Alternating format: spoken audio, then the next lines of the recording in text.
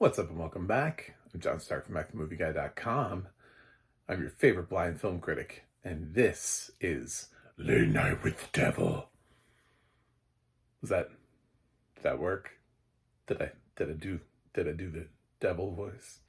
Anyway, uh this film is currently available on AMC Plus if you don't want to watch it with audio description because they pay for audio description for films that are theirs, but then they don't use them on their own service. But they have them for like theatrical and VOD. So I rented this because it got enough good reviews that I actually wanted to cohesively understand and process this film. So click subscribe because I like double dipped on this one. For you. For you. For me, really, but for you. Um, so what is Late Night with the Devil? Well, it's the film that everybody's been talking about. Um, and it does have audio description. Audio Eyes has come in here and done the audio description for it, which I don't think I see many movies done by Audio Eyes. I think maybe they did Anatomy of a Fall, if I'm right. But it's feels like they don't get many films. Um, but here they are, Late Night with the Devil. And basically what this film is like a documentary that supposedly is comprised of a couple different elements. There was a talk show host back in the day who had to try to get an audience against Johnny Carson, and he had a show called Night Owls, and even though he had a rise in popularity, nobody's Johnny Carson. So he just couldn't get over that ratings hump. And eventually he just kind of descended into these like gimmicks, a lot of like gimmicky type of guests. And finally, during one sweeps, in order to try to get one last ditch effort to bring back people to his program, he stages this thing where he brings in these various people, and leading up to this parapsychologist that has this girl who may or may not be possessed by a demon. And supposedly this stuff went to air, and this is like the stuff that went in around it. And I have a lot of thoughts on this. What I'm going to say up front is stuff that you need to know because I'm going to end up getting into a spoiler territory. So we're going to get some stuff out of the way real fast. David Dastmalchian is amazing in this. He's fantastic. He's a character actor who rarely ever gets a chance to stand out in front like this of a film. And it's amazing to see it when he does. I'm a fan of character actors. One of my favorite actors is Brian Cox. And Brian Cox has been one of my favorite actors since he was a character actor, since he was one of the guys that just stood around in the background. And then he started getting a couple of opportunities to lead films like Lie.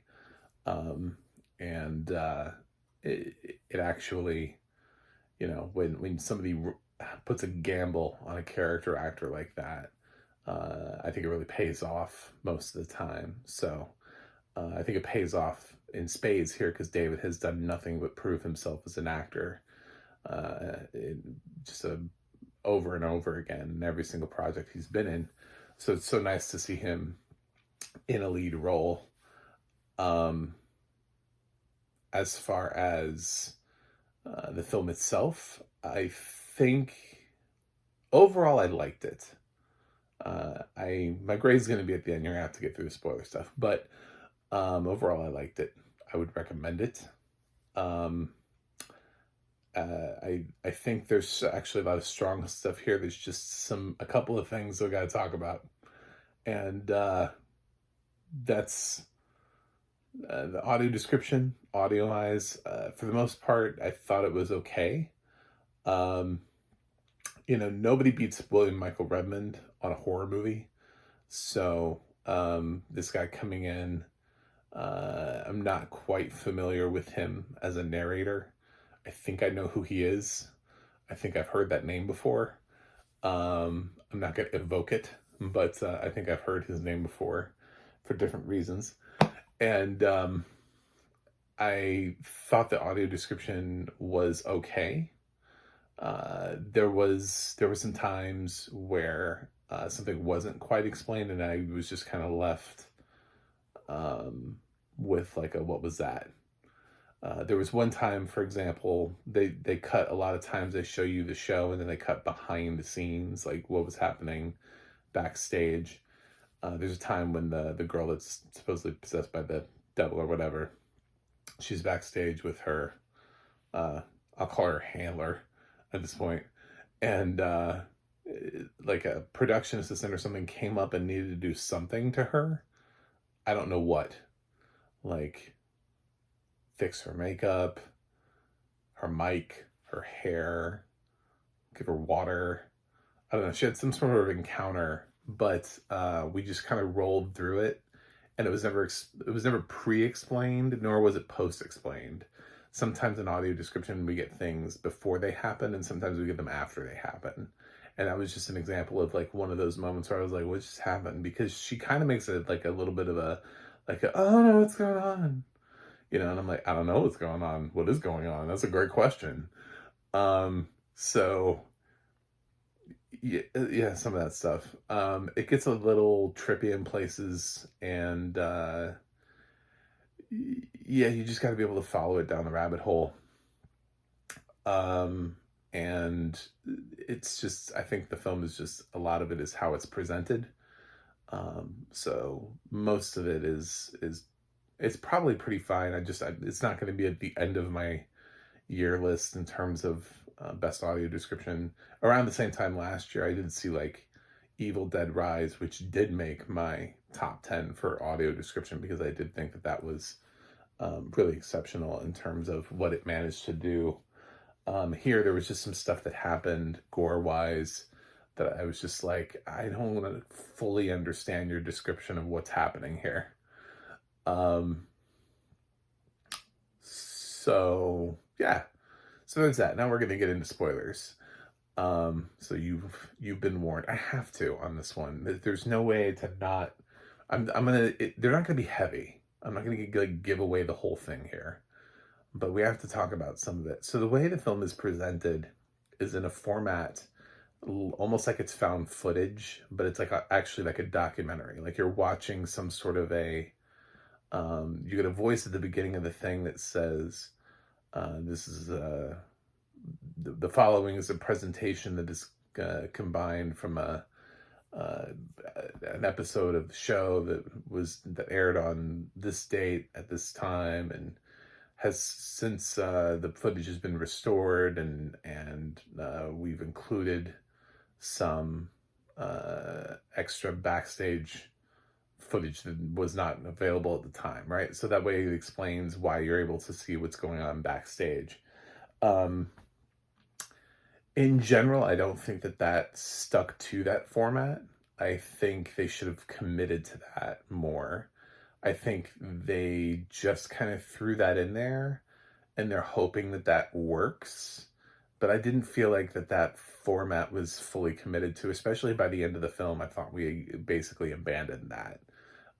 Because of the way that certain things are happening, and you're just like, I mean, this is cool if you weren't doing that.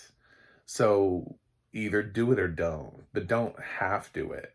I think that's why there are a lot of people who are not responding to this film, and I think partially that has a lot to do with it. Plus, possession films are just so hard to do.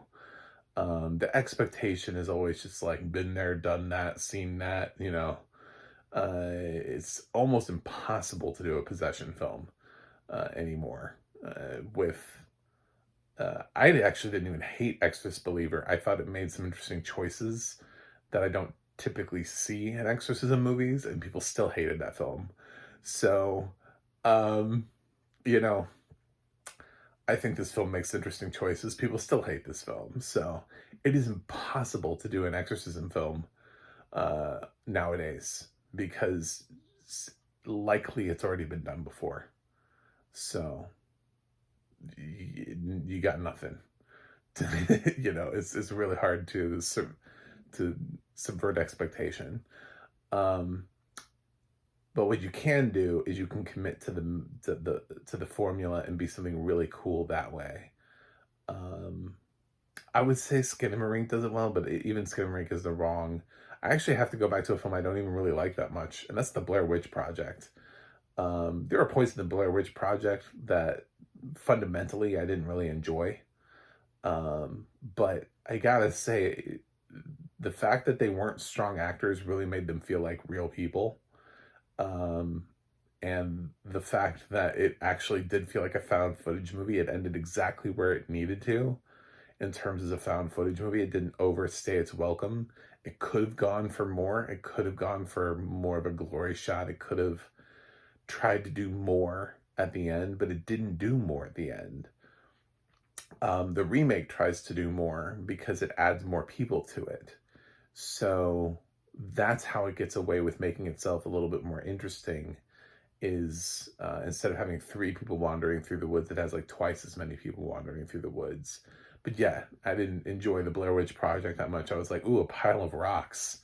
Ooh, where, you know, I think the guy kicked his own map downstream. Like it's not. There are some choices in that film where I'm just like, okay. But in terms of committing to its concept, I thought it committed to its concept 100%. This does not do that. This does not follow the formula of what you would see. It kind of feels like there are things that are missing. Um, you're quote unquote restoring the footage, right? But it still plays like a movie. Like a documentarian would have interviewed people who were there and would have had those interviews. There would be something at the end that said like, "Where are they now?" Like what happened to it. Just kind of ends. To be totally honest, this film ends just like a normal film was. It shows you its hand, and then it's like, Grant, we showed you our hand. End of the movie. You know, not end of movie. You're supposed to be a documentary. No documentary would have just ended like, like it's anyway. Um, yeah, it just kind of feels like you came up with a cool concept and then you didn't really commit to it. I do really like this movie though. I actually really enjoyed the cast. I think there's something to be said for what they did pull off here. It did actually feel like a late night show for most of it. I probably would have gone the route of just not mentioning that this is like a documentary type thing, like where you have piece of footage together and just shot it like a regular movie. I don't know why it didn't need to be anything else other than that. It could have just been a regular movie. It plays like that anyway because you keep going behind the scenes. So, I mean, how many people are really walking around with a camera constantly following this dude's conversations all the time behind the scenes? They would be like pieced together and heard at a distance, or, I mean, find interesting ways of doing it where, you only capture the audio and it's kind of like muffled. Yeah, if you're going to do the formula, you got to do the formula, man. You can't just have it. You can't half-ass it. So I would have just abandoned that and just gone through it and just played it like a movie, because it plays like a movie anyway. Because they don't really commit to their concept. So yeah, that's how in my grading when I'm thinking about it, I'm like, well, as a movie, I actually think it works. For what they're trying to present it as, I don't think it works at all. But you know, uh, horror is hard. I get it. It's hard to appease to people. This film is all over the place. Some people love it. Some people hate it. Um, I generally like it. I've seen some of the criticism has been thrown at the cast for not being good actors. I think that's the point. I think they're not supposed to seem like actors. They're supposed to be like real people on a late night talk show, and I felt like that was what they were. And the awkwardness of it, and of having people come in, I felt everybody actually was their character.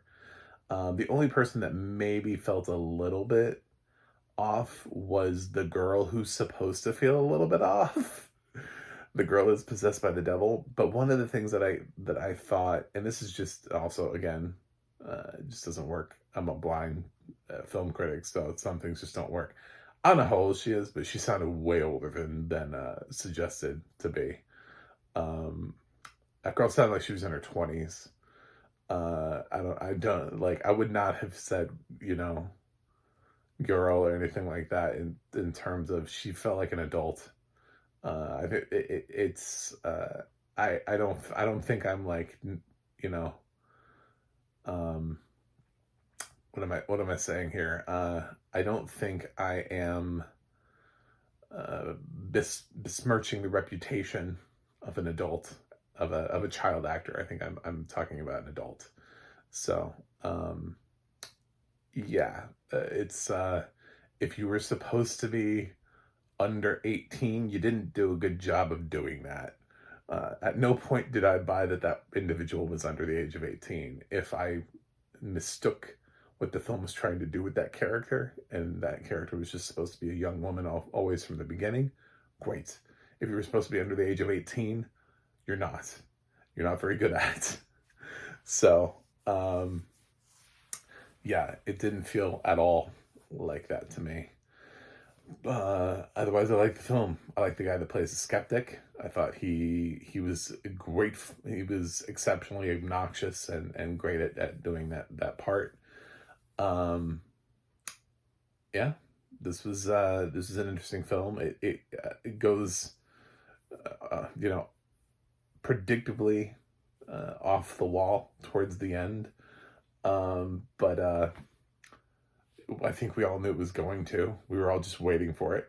You're just waiting for it to like lose its mind, and we got it eventually. But at the same time, I was thinking to myself, okay, so if this went to air, what did they air? Because nobody would have aired this. You know what I'm saying? Like, there's some stuff in here that never would have made it to air. Like, people would have cut away. There would be notes about how the network cut off the program and filled it with dead air, stuff like that. You know what I'm saying? Like, they would have cut to reruns. There's at a certain point in the film when stuff starts happening, these affiliates would have cut off. They're not going to air this. So that's again when you're committing to the documentary format and I just said that in a really weird way.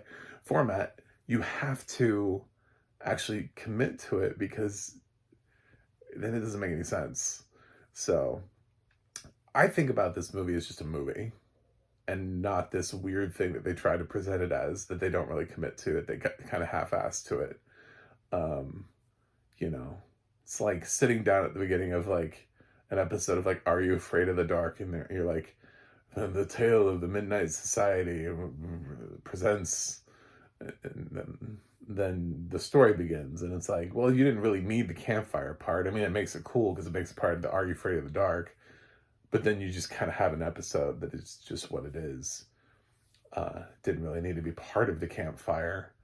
I would say this didn't really need to be part of a documentary, since you're not really committing to it anyway. So that's what I've done. I've decided to give that the benefit of the doubt here and just say